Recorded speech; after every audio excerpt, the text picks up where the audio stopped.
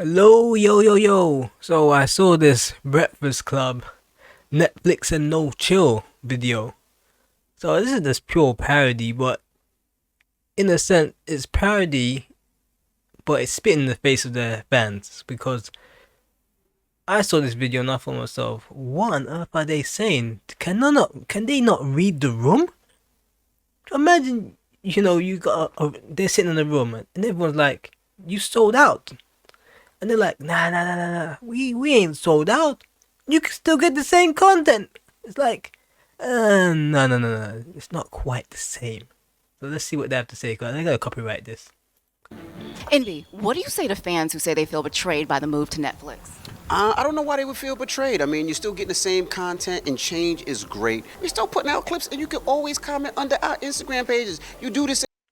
You can still comment under our Instagram pages. So he wants his fans from the Breakfast Club to watch on Netflix and then jump over to Instagram and comment.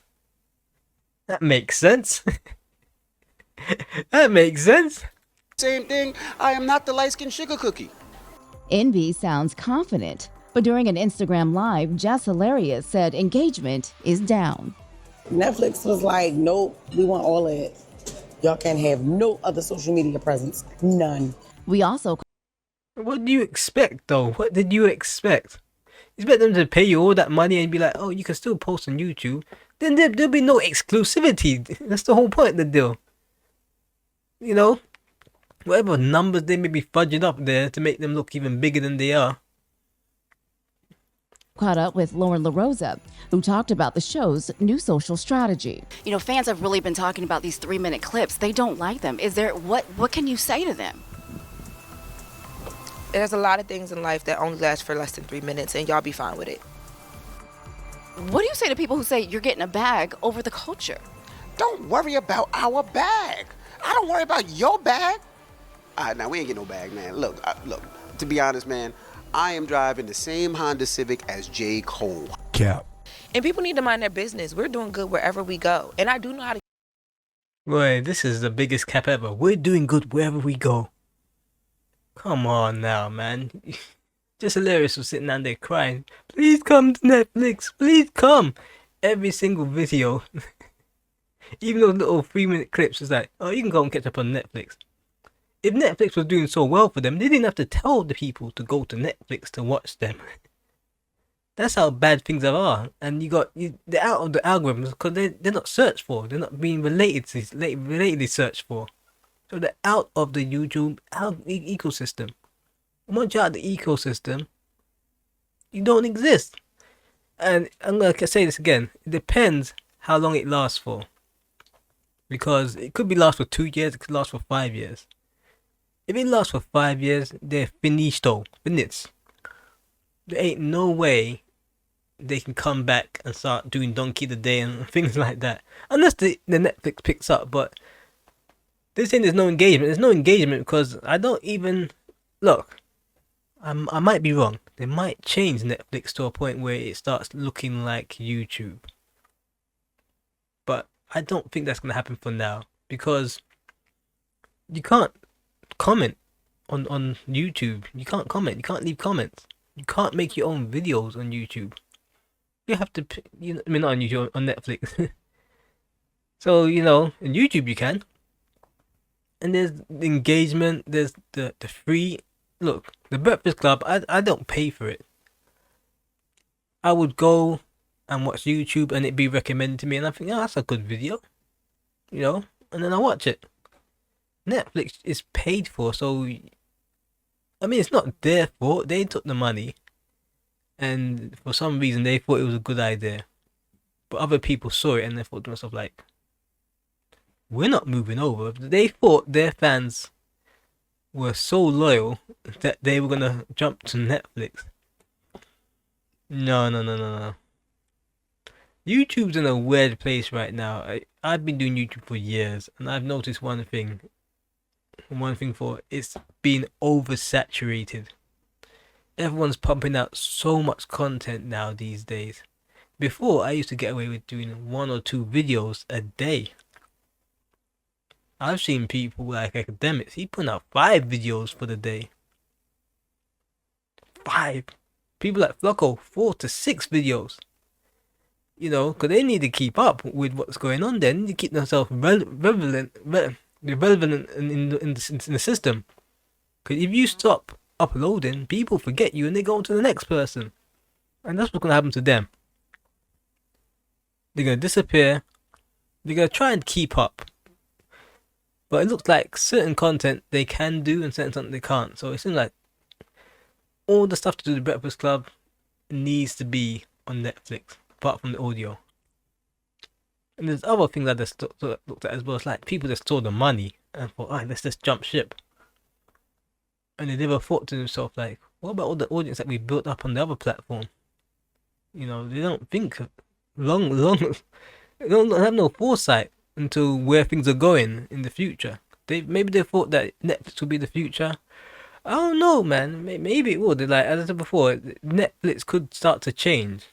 They could have a plan, and we could all be wrong. Where Netflix starts to change into something of looking like YouTube, like they have like a version of Netflix like YouTube.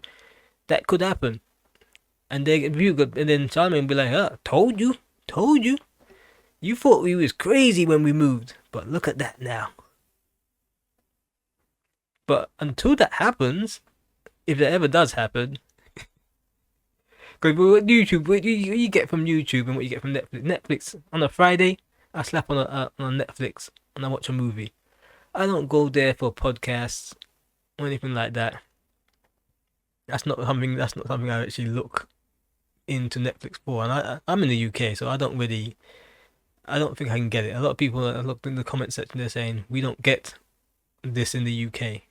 So then they also lost out audiences over in the UK. Tasha K, she said she was in like Mexico somewhere, and she said she couldn't find them.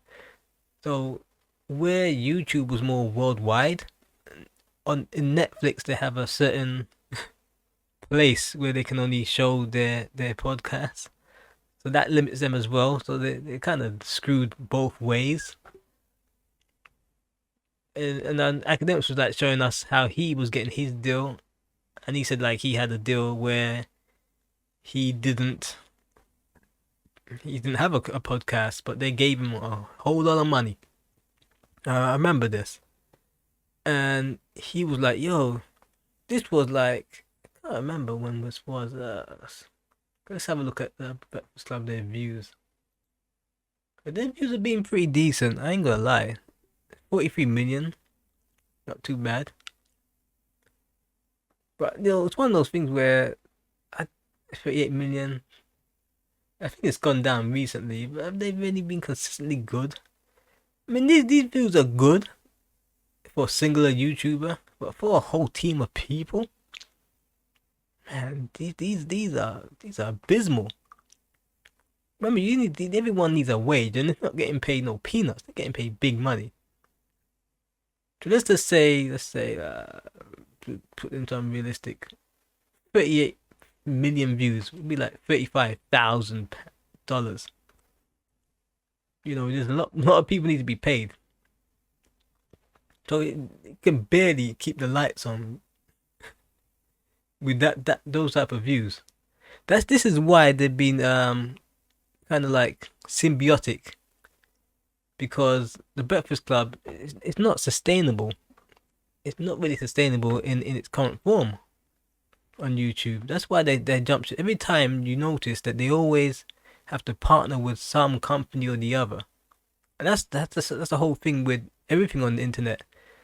The ad revenue is not as high as it used to be. Back in the early days, the ad revenue was crazily good. So you could just sit down there and you could survive off of the YouTube ad revenue. Everyone now has a sponsor. I was watching the Flacco video. He done an update on the Breakfast Club. Guess what he had? A sponsor. Because the ad revenue just can't cut it anymore. Academics. Does he does sponsor? Of course he does sponsors. He's on Kick now. He's trying to migrate some of these followers to Kick because the YouTube ad revenue, I don't pay for nothing for him. Guy live in a mansion. You think YouTube ad revenue could pay for his lifestyle? Hell no. I can't even live with ad revenue. It's peanuts. It's peanuts. I'm telling you that, man. I mean, I like, from what I do, yeah, they're pushing the shorts, and you got the long form. Long form, I barely get any views on that. I need to upload like maybe 6-7 videos to make ends meet. Shorts get pushed, but don't pay any money. So you're there, you like flipping and flopping.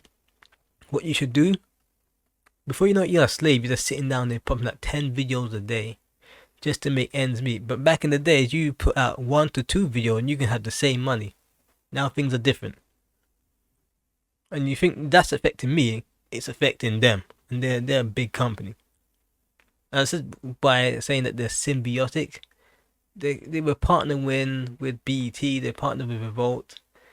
And you wondered why they do this thing. Same with Academics, he would partner with, let's say, Spotify. They gave him a big bag, according to him.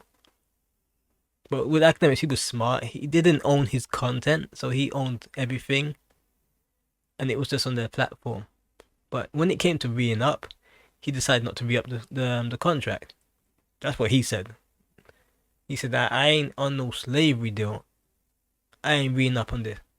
Because they wanted him to give him more content for Spotify. And then he said, man, I can't be bothered to do this. Because he knew that he can get the same bag somewhere else. And all he had to do is stream for a certain amount of time. So he went to Twitch. They gave him a contract there. Probably want the same money. Because back in those days, they were just throwing out money onto people. Because they didn't know the metrics of the whole algorithm. All they saw was numbers. They go behind the scene and see a certain amount of engagement. I think, okay, yeah, this guy's worth the money. That's how they work. They don't know the real metrics of YouTube.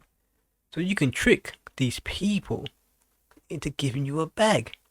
It's not until things start to flop and they realize that the 6 million Breakfast Club subscribers haven't migrated over to Netflix, because they're thinking like, oh, they got this many followers.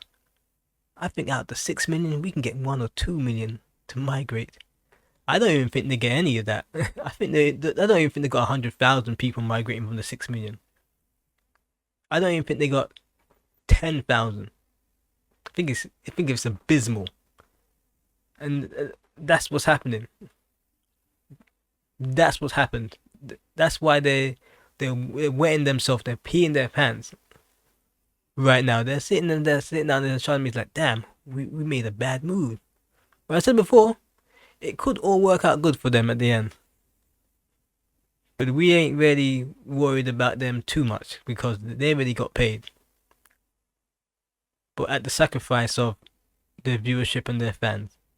Cause are they gonna sit around and wait for them to finish off this contract and things to go back to YouTube, or are they gonna move to somewhere else? Cause like, if it's 3 to 5 years, that's a whole generation, you know, of just people just forgetting you existed on the platform of YouTube, and you're out of the algorithm where you're being recommended. You're just out of it. So your clips are no longer being recommended. Your videos are no longer being recommended alongside other people. And slowly but surely, you end up just being pushed out.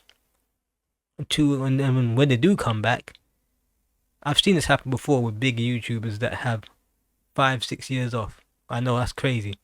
They come back, post a video, they get like 1,000 people. People are like, whoa, he's back. Those are the loyal fans. You think that's 6 million people? You think 100,000 will pop up? Nah. They're lucky they're getting 200,000 views per video. And that ain't going out to the 6 million subscribers, because they don't get 6 million views. That's them being recommended through the algorithm.